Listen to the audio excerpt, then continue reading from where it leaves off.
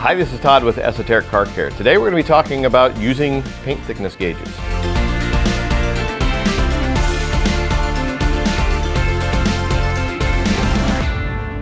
Paint thickness gauges. A lot of people think this is only for very top level pros doing restorative level detailing, but actually that couldn't be further from the truth. We talk about these a bit in our Elite Detailer Academy, why you use them, when to use them, how to get the most out of them. But first of all, let me back up a little bit and talk about what this is. Paint thickness gauges do exactly that. They measure how much paint is on the surface of the car. But what it's doing, if you've got just a regular metal surface vehicle and you're taking a measurement, that is giving you the total thickness of all layers. So it could be base coat, color coat, clear coat.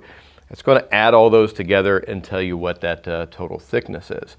Now, if you step up to something, this can run you $300 to $800, but if you step up here in one that'll give you multiple layers, that's still only going to give you multiple layers on non-metal substrate. So if it's fiberglass, it's carbon fiber, it's plastic bumpers, it will tell you individual layers there, but they don't have machines that are going to measure individual layers on metallic surfaces.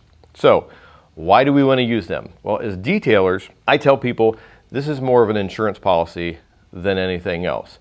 We're not sitting there every panel and stopping and taking measurements to monitor how much material that we're removing.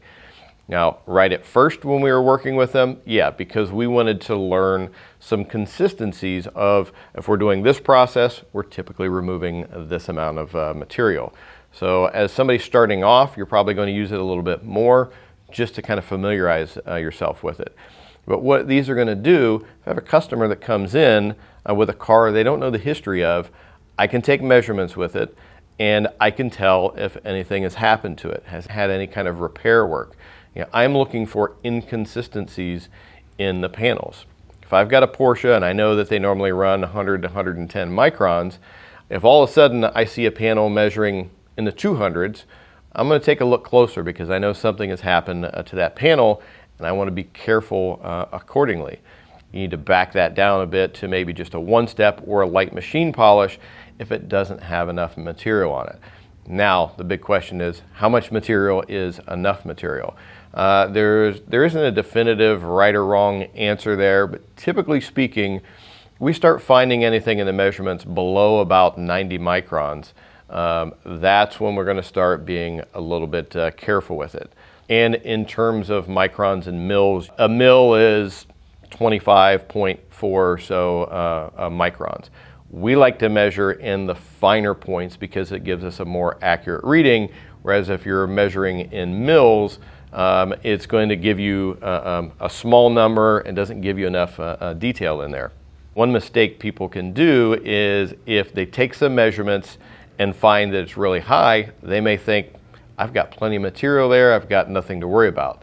Well, that's not actually the case, because if it's a clear coat and you're measuring 300 microns in an area, how much of that is clear coat? You don't know. A lot of that can be base coat, a lot of that can be color coat, and it can actually have a very thin layer of clear coat to it. So you want to be very, very careful what you're reading into those numbers that you have.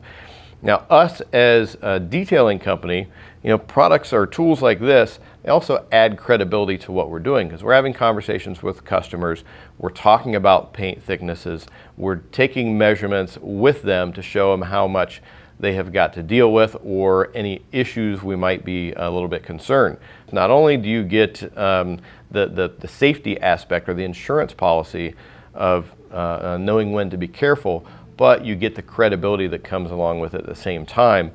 Tools like this are what adds to the cost of our overall services. We're working on an F40. I'm going to have $10,000 worth of tools and measuring equipment that I'm using to work on that car to be as safe as I possibly can. Take a multi-million-dollar car, have a oops moment on it because you had no way of measuring, then that $3,000 is nothing compared to what's going to happen with the value of cars like that. So if you're a detailer that really wants to get into that high level of cars, you have to have something like this in your arsenal You want to find out what other detailers have done before you, what's happened at the factory, where you want to be extra careful. And if you're in the business of buying and selling cars, you really have to have one too, because that's going to be a quick way to show you whether part of that car has been repainted.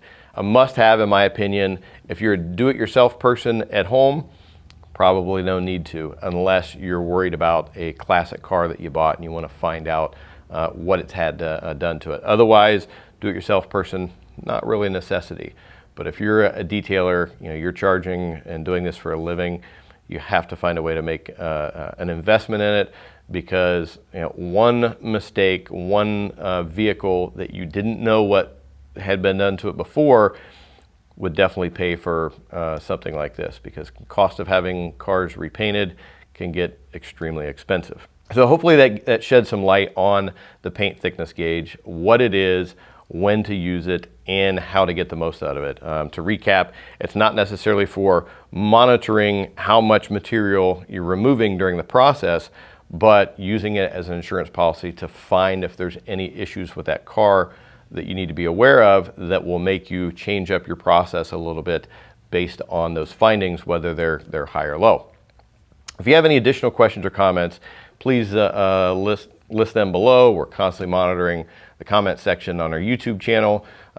Share our videos on your favorite automotive and detailing forum. And we always ask that you subscribe to our channel, because we're constantly updating new videos on detailing tools and techniques. Well, that's about all for today. For Esoteric Car Care, I'm Todd Cooperrider. Thanks, and we'll see you again next time.